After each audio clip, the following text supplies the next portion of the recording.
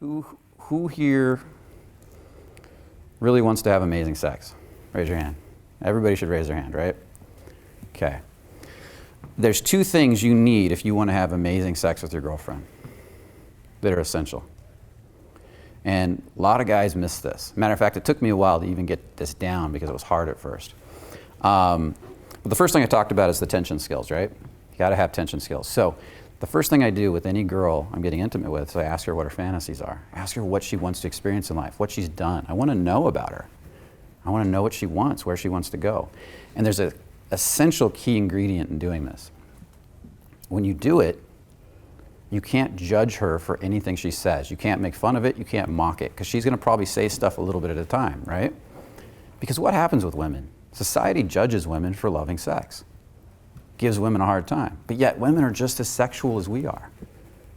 They're beautiful sexual creatures. They're probably more sexual than we are in a lot of ways, right? And so I had asked this woman once, it was a girl I was dating, and I said, what's your fantasies? And she was a little more open-minded than other women, so she came really fast with it. And I want to ask you guys, I want you to really take this in. If this was a girl you were dating and you were getting serious with, and she said this, I want you to think about what your reaction would be. And I asked her what her fantasies were, and she said, well, one of them is I want to fuck 5 cowboys in the back of a pickup truck in a field.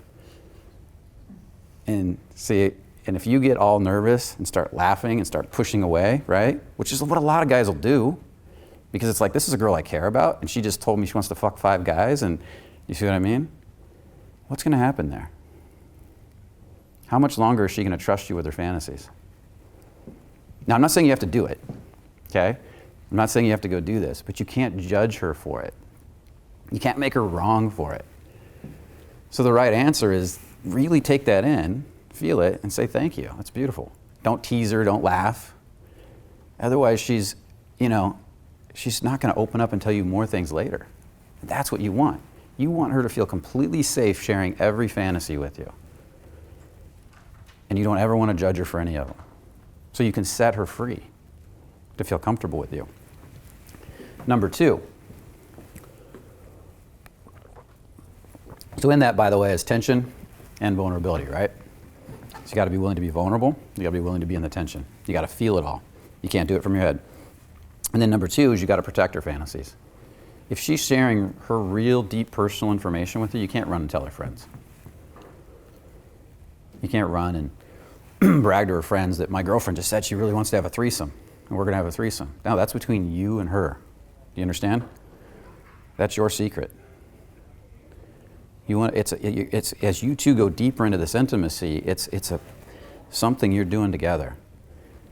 And so you might find that as you make her feel really comfortable about her sexuality, you make her feel really safe, you make her feel really empowered and free, that she starts to open up more and more.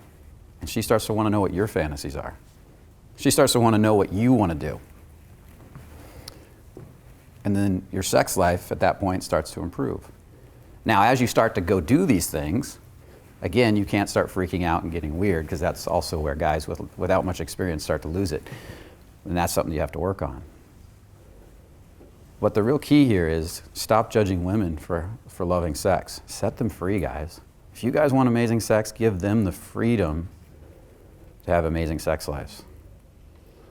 And that's going to require being comfortable in the tension and being comfortable in the vulnerability. Both at the same time.